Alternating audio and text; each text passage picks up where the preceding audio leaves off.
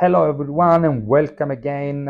I have received all my equipment, so the audio and the stability of the video should be much better. Before we start, don't forget to like, subscribe and follow. It doesn't cost you anything and means a lot to us. First of all, an update from La Continassa. McKennie is recovering well, was just a small injury and is back in training with the team, while Gatti and Commaners are still out. Gatti hasn't started training with the team as yet, while Commaners' inflammation to the Achilles tendons is still going on. We don't know if they will be available for the game against Venezia. Most likely, knowing Gatti will try to be on the bench and trying to support the team. For Commaners, it's different because Commander is a dynamic player, so Achilles injury is very bad and will stop him from moving. Quick update from transfer market. Again, I was reading some news this morning, and Rugani's loan will end the 28th of May, which means he will be available for the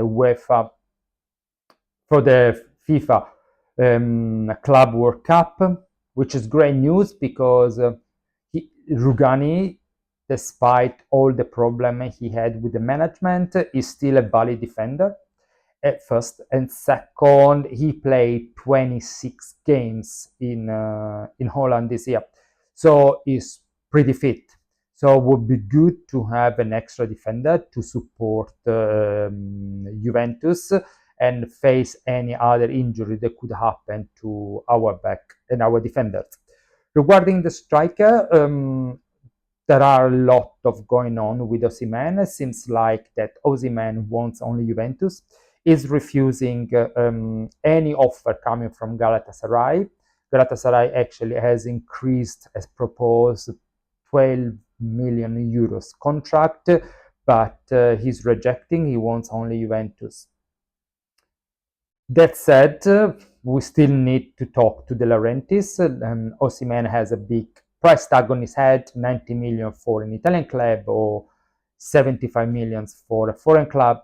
So that would be the toughest conversation negotiation with De Laurentiis, because we know that the relationship between De Laurentiis and Juventus are not the best one.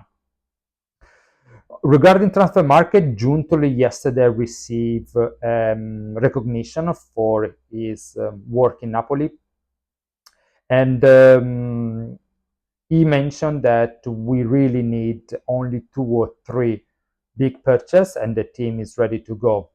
I completely disagree with him, because if you look at the team, while I think the defender line is pretty much set, we need to check Bremen, we have Kalulu, we have Costa.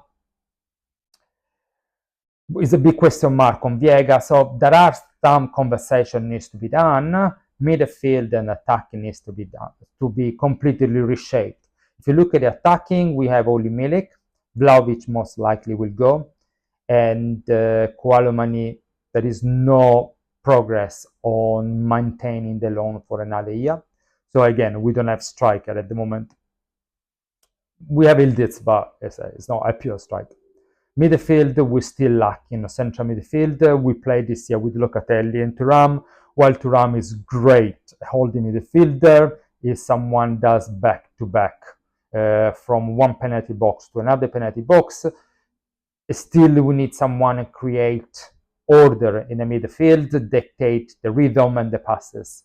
What's supposed to be Douglas Luiz, but several times we touched about this, we discussed about this point. Douglas Luiz, for some reason, he couldn't get into Juventus this year, so we definitely need someone else. We can't play next season with Locatelli, especially if we manage to qualify for Champions League, so we have to play twice within the week. Talk about qualification of Champions League. There are a lot of conversation about Conte. Conte comment I mentioned in another video gives all the hints that Conte will leave Napoli this year. Hopefully for Conte, will give Napoli the championship, and that would be a great, great, great opportunity. But everything is related to the conversation between him and De Laurentiis, how much De Laurentiis wants to spend for next season, which player he wants to buy, what kind of team he wants to create. Don't forget, De Laurentiis is a very good businessman. He doesn't overinvest. He always is very careful with all the different expenditure and always want to run a very profitable business. So I don't think De Laurentiis will be able to open up his wallet and buy so many important players like wants to do. So most likely Conte and De Laurentiis will shake hands, especially if Conte wins the championship, and they separate. And what everyone says, De Laurentiis, Conte will move to Juventus. That said, and there is a that said something, within Juventus, with the management of Juventus, there are more and more supporters for Tudor. I mean, a few weeks ago, I released a video saying that actually I am a big supporter. I would give Tudor another chance. And the reason is, A, he knows the player, he knows the environment, he has been working with these guys. 80% or 70% of the players will stay. They know him, and against Udinese, they show that they play for him. So I don't, he's already started the process and the relationship with the player, and that already started to change. He hasn't changed tactically, Juventus, because he has too much to work from a psychological, self-confident point of view, but he's still done an amazing job. Of course, and I say of course, he needs to win on Sunday. He needs to bring Juventus back to Champions League. He needs to make sure we secure the fourth positions. Only that he will stay. He is a clause in his contract that he will stay with Juventus if reach automatically his contract will be extended for another year if he reaches the fourth position. So again, I'm a pro Tudor. It's not against Conte, but I'm a pro Tudor. If he reaches the fourth position, of course, he needs to reach the fourth position. Why not giving him the chance to start from the beginning, to build the team he wants, to start the technical training, the physical training as he wants, and see what he does. Conte, Tudor, they follow the same philosophy, they follow the same path. So again, won't be a big different moving from Tudor to Conte.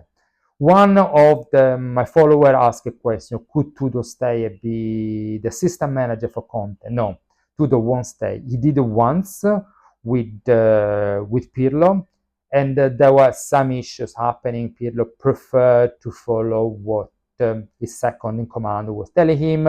He didn't follow Tudor that much. After that, the management stepped into. They decided to use Tudor to take lead of the training and Pirlo be the strategy. So there was a lot going on. If Tudor has a strong personality, a strong beliefs. So I don't think both of them they could coexist. If Juventus will decide to let Tudor go, this experience would be a great experience for Tudor and a great experience to put in his CV, and he will do great in Italy or abroad. But this is really the reality as it is now. I want to say one thing about Conte. If Conte comes, he will require a lot of investment from a player point of view.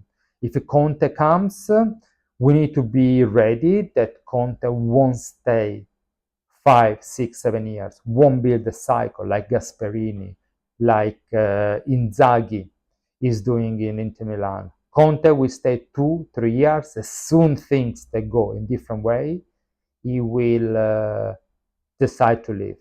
That is Conte, you take it to leave.